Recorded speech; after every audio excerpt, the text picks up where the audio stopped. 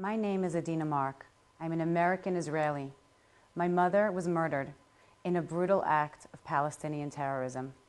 An organization perversely calling itself Jewish Voice for Peace has invited the murderer of two young students to speak at its conference at the Hyatt Regency McCormick Place in Chicago on March 31st through April 2nd. I am shocked that a convicted Palestinian terrorist, a murderer named Raismia Odeh, has been invited to speak in Chicago.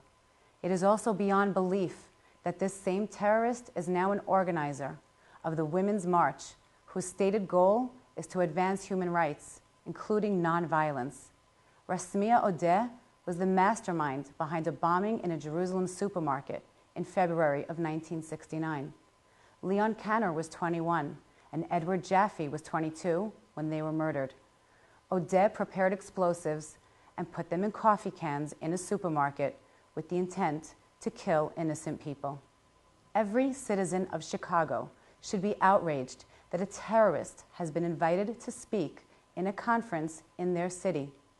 Every American woman should be outraged that a terrorist who showed such disregard for human life is a leader of the Women's March.